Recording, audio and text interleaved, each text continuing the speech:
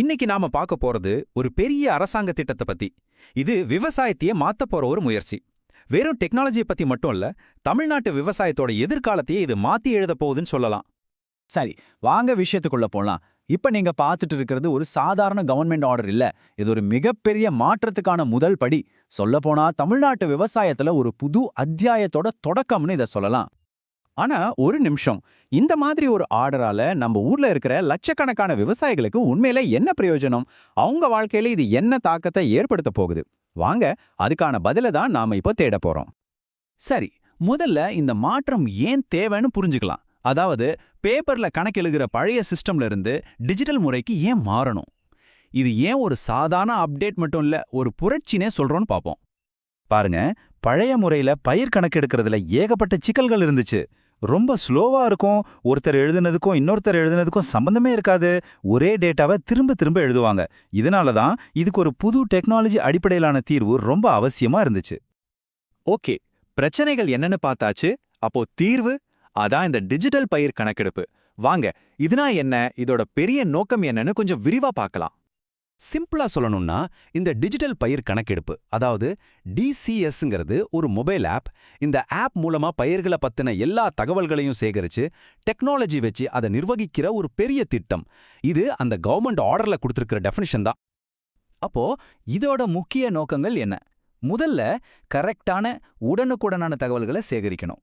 ரெண்டாவது, டேட்டாவுல இருக்கிற குழப்பங்கள், டூப்ளிகேஷன் எல்லாத்தையும் நீக்கணும். கடைசியா, அரசாங்கம் எந்த ஒரு திட்டம் போட்டாலும் அதுக்கு நம்பகமான ஒரே ஒரு டேட்டா சோர்ஸ் இருக்கணும். அதுதான் இதோட கோர் ஐடியா.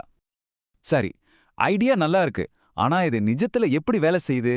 ஒரு ஆப்ல டேட்டா போடுறதுல இருந்து ஃபைனல் அப்ரூவல் வரைக்கும் இந்த முழு ப்ராசஸும் எப்படி நடக்குதுன்னு ஸ்டெப் பை ஸ்டெப்பா பார்க்கலாம் வாங்க. இந்த முழு ப்ராசஸ்லயும் ஸ்டெப் எங்க ஆரம்பிக்குதுன்னா விவசாயிகள் கிட்ட இருந்து தான். ஆமாங்க, அவங்களே அவங்களோட பயிர் விவரங்களை ஒரு ஸ்பெஷல் மொபைல் ஆப் மூலமா பதிவு பண்ணலாம். இது ஒரு பெரிய பவர் அவங்க கைக்கு கிடைக்கிற மாதிரி. இப்ப பாருங்க, இதுதான் இந்த சிஸ்டத்தோட முக்கியமான பகுதி. பல அடுக்குல சரிபார்க்கிற ஒரு ப்ராசஸ். அதாவது விவசாயி டேட்டாவை என்டர் பண்ணுனதும் முதல்ல உள்ளூர்ல ஃபிர்கா லெவல்ல செக் பண்ணுவாங்க. அதுக்கப்புறம் மாவட்ட லெவல்ல ஒரு டீம் திரும்பவும் செக் பண்ணும். கடைசியா டிஸ்ட்ரிக்ட் ரெவென்யூ ஆஃபீஸர் தான் ஃபைனல் ஓகே சொல்லுவாரு. அது மட்டும் இல்ல, இன்னும் துல்லியமா இருக்கணும்னு கணக்கெடுத்த மொத்த டேட்டாவில் 5% ஒரு தேர்ட் பார்ட்டி வச்சு சூப்பர் செக் பண்றாங்க. அப்ப பாத்துக்கோங்க, டேட்டா எவ்வளோ கரெக்டா இருக்கும்னு. இது ஒரு எக்ஸ்ட்ரா லேயர் ஆஃப் செக்யூரிட்டி மாதிரி.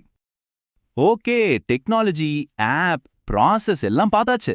ஆனா இதெல்லாம் வெறும் கருவிகள் தான். உண்மையில களத்துல நின்னு இந்த வேலையை செய்யறது யாரு? வாங்க, இந்த மெகா ப்ராஜெக்ட்டுக்கு பின்னாடி இருக்கிறவங்கள பத்தி பாப்போம். இது ஒரு பெரிய டீம் ஒர்க்குங்க.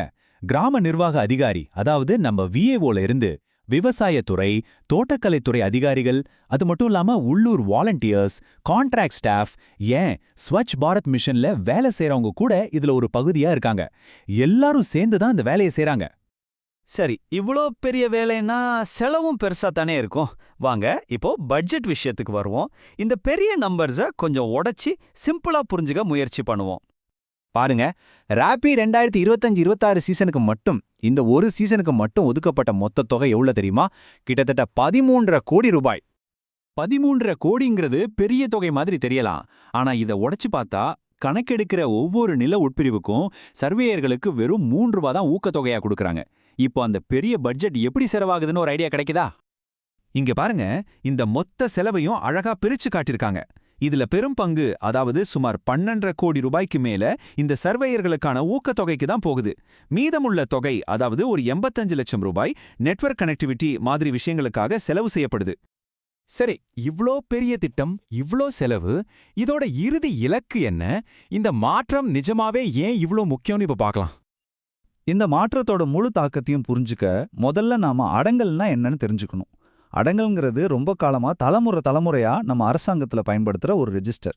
நம்ம நிலம், அதுல என்ன பயிர் பண்றோங்கிற எல்லா விவரமும் அதுல தான் இருக்கும். அதுதான் அத்தனை வருஷமா அதிகாரப்பூர்வமான ஆவணமா இருந்துச்சு. ஆனா இப்போ வர்றதுதான் கேம் சேஞ்சர்.